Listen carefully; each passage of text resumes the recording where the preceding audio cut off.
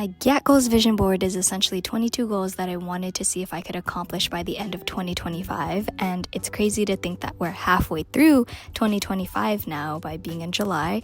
I wanted to give an update about which goals I have accomplished, which goals I still need to accomplish, and which goals I don't want to accomplish, as well as which new goals I want to add onto the board. So stay tuned for this new episode, and yeah, hope you enjoy.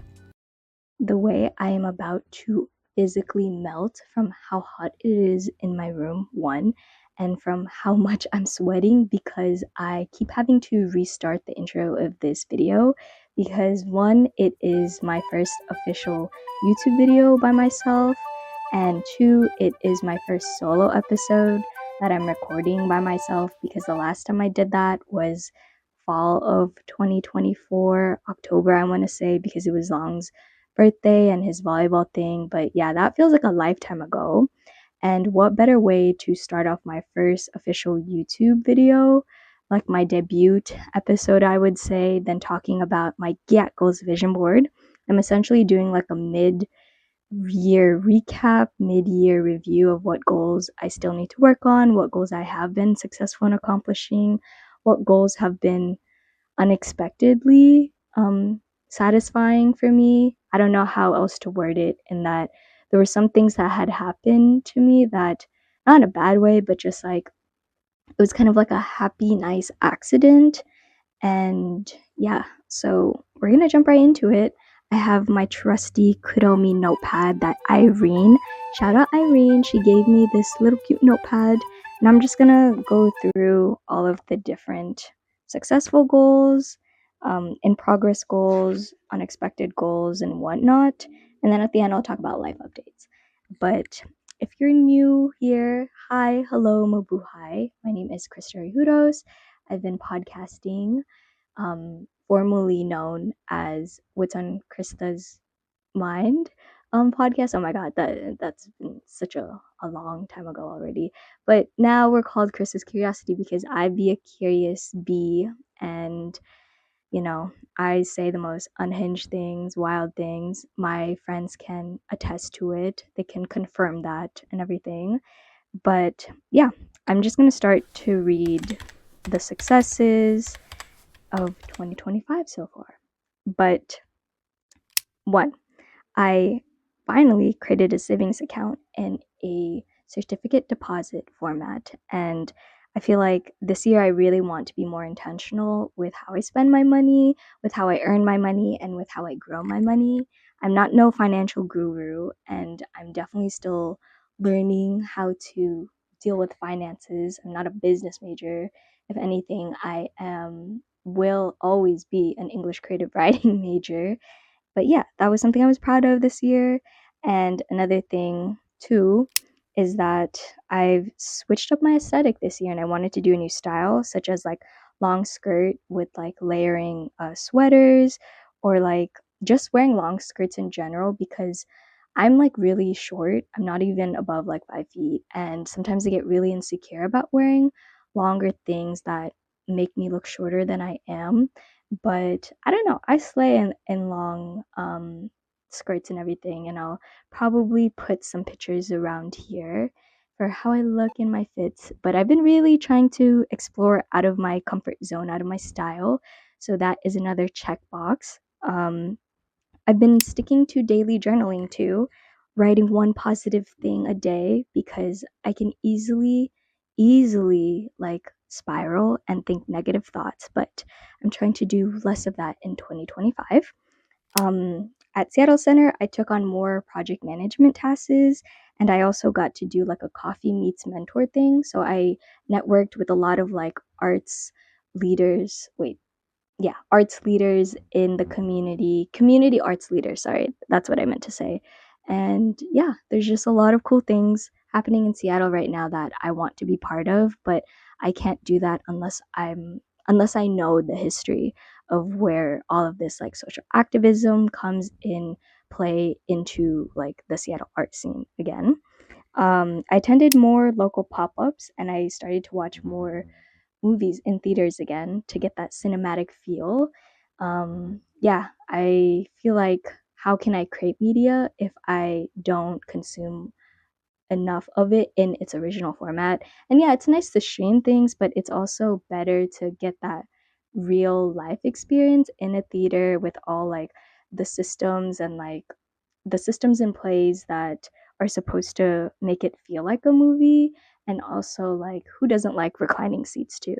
But I've been trying to go on days where I get discounted tickets because like $15, $20 to see a movie is kind of crazy now, but I mean, we live in crazy times. Oh, I've been reading more books that I bought, and I've been reading Tagalog more because I changed my phone setting to be in Tagalog. So, though I can't speak it as well yet, I don't know if I'll ever be fluent in it. I started to read more in Tagalog because with my iPhone setting in Tagalog, like it makes me hear and read it more. Granted, sometimes I know what the thing is already saying because I've seen it so many times in English, but it's still good practice for me, I would say. And then in progress. So I need to upload on YouTube more and I need to practice my Adobe Premium editing. I have a laptop from Ground Zero Radio through the Vera Project lending library system, and I need to take more advantage of that because what am I going to do once I'm not part of Ground Zero Radio anymore? And once, like, I just want to do more things on my own. You know, gotta take things into my own hands, but I need to use LinkedIn Learning more too.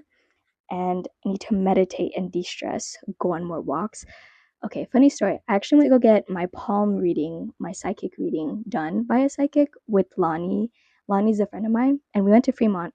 And she said a lot of good things. I have a overall healthy, positive, vibrant environment around me. But ha ha ha, she was like, "You hold on to a lot of negative energy that you need to let go of." She was saying I need a chakra cleanse too, which I believe because there are some things that I can hold on to for a long time that is very detrimental to like my personal self growth sometimes. She said this specific phrase that was like, sometimes when you feel in extremes and you can accomplish things by going 7 steps forward, no, you can go 5 steps forward but then 7 steps back. That really resonated with me because damn, like that's how I've just been feeling lately, especially with this job rejection that I got recently from this one nonprofit that I thought I was really confident in getting. But that was a humbling moment. That was just some more like, okay, like rejection is redirection. And I need to believe in that. I need to put faith in that. And she was like, you will reap a lot of financial, career, and growth opportunities in 1 to 2 months if you are patient with it, which I heavily believe again because last year when I got my Seattle Center internship, it was also in July. And I always heavily believe that, at least in my life, like July is always like that pivotal turning point moment, especially in the like year. You know what I mean? And especially for 2025 for me, because this is my first year post grad life that I've experienced. I wasn't in school, I was just working part time, granted, but sometimes like I would work full time hours but still get paid like part time money, but that's okay because like I was thankful to get paid in general, right? But I'm getting sidetracked. Along with meditating and going on more walks, I need to exercise more because I realize how much I bed rot and how much I just lay and do nothing, which is good for the mind and soul sometimes, but I can't always do that because I need to move my joints so they don't start creaking and everything. But oh, this is another one for my gyatt goals vision board where it's like I need to hang out with Angela and Angelina in the same room. Hopefully, when we go to Bite in July, which is like 3 weeks from now, 4 weeks from now, whenever I drop this episode, I'll be with my angels, and then I need to find a big girl job and take some trips with some friends. But yeah, those are the in progress goals, I would say. And then some unexpected goals, I'm just gonna read out what I listed. Is like consuming new media like K-pop. I've been listening to a lot more K-pop recently just because I think summer is the perfect time to listen to a lot of pop in general. I've been consuming new media like Alien Stage, and one new anime that I really liked this year was Toilet Bound Hanako-kun, the Jibaku Hanako Shonen one. Sorry, but that was nice. I'm actually gonna probably watch that and binge season 2 on Hulu after I record this episode. And yeah, along with attending a lot more art pop-ups and like just cafe pop-ups, because I work with Seattle Arts and Lectures, I've been attending their author talks. Technically I'm working, but like being there virtually has given me a lot of insight on what type of writing I should consume, what type of literature I want to consume more of, and what authors I should check out, local or like upcoming, national, international, and whatnot. Um, yeah, and just unexpected goals that I've been reading also here is like I've been getting closer to some friends post grad life now than like compared to when I was started out. What am I trying to say? Like there are some friends that like I'm really grateful for, but I didn't think that we would be close now because we weren't close in undergrad. But like sometimes you just gotta wait for the right timing and the right like chances to meet that person. And yeah, and also like just meeting new people. I've met someone from an animation studio here in Seattle, and her name is Mikey. Mikey, if you're watching, hello. Her and I actually have an episode coming out probably in September whenever GZR wants to release it with Mikey. And yeah, like I've been more open-minded to meeting new people like Mikey or just anyone who's in like the Seattle art scene. So if you're from Seattle and you want to be on my podcast or you want to just talk about cool arts things going on here, let me know, let me know. But life updates. So this past June, like within the past month, I attended so many grads. I attended 7 in total. I'm thinking of putting a compilation reel or TikTok about my grad experiences because that is quite a ride, I will say. But I was really happy to be there for everybody. So I'm really glad people invited me to their grads because it's such a amazing feeling to see your friends succeed, especially when you were there to witness their whole journey, whether they were struggling or not. Yeah, so it was nice to be part of their closing chapter as they enter post grad life. And yeah, so I mentioned my Seattle Center internship is done after being there for a year. I feel like I have more clarity on what I want and what I want to do career wise, but I feel like I'm not trying to limit myself in a lot of the things I want to do.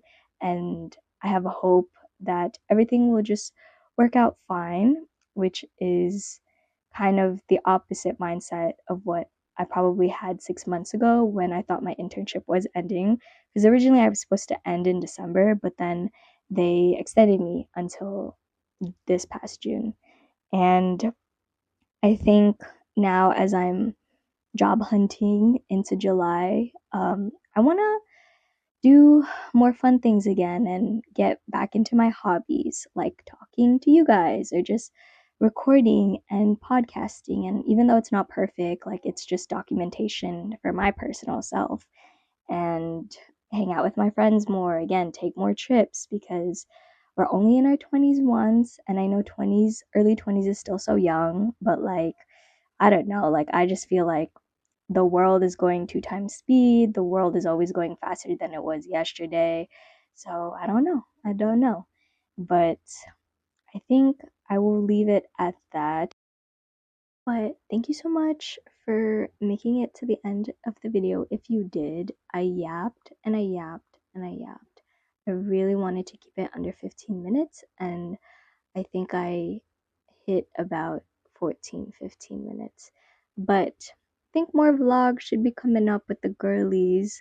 If you haven't already watched the kayaking vlog, that one cracks me up every time I'm having a bad day because I love the part where Kate says, I think I just heard a whale. And Jamar's like, you heard a whale? Like, Kate, where are we gonna hear a whale in like South Lake Union, Alki Beach area? Like, be so real right now. Be so real with me. But now that I am jobless, like hopefully this is the time where I crank in a lot of videos, whether that's vlogs, podcasts, or whatever, whatnot. I'm really trying to work my way up to doing like a book. I mean, I've done a book haul before, but like maybe a book review, a book analysis, I don't know, something that has to do with books. But that'll be something future Krista deals with. And yeah, that's all I have to say right now. Thank you again so much. But until next time.